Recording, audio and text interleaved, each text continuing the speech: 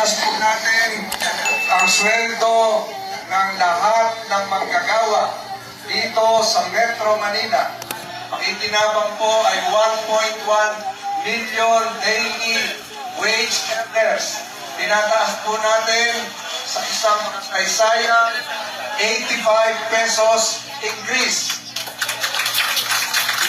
June 30, kasagsagan ng rally. Ibinalita ni Labor Secretary ang pagtaas daw ng sahod ng 85 pesos per day sa lahat ng Metro Manila. Ngayon, biglang binawi at sinisi sa korte. 85 pesos wage hike sa Metro Manila hindi muna ipatutupad ayon sa DOLE.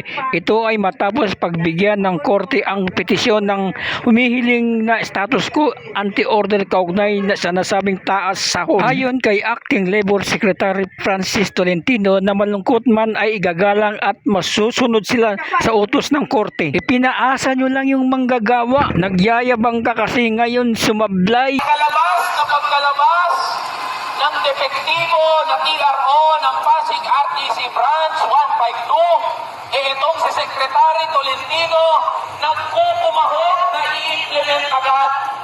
Alam niyo kung ano sabi niya? Sabi ni Tolentino,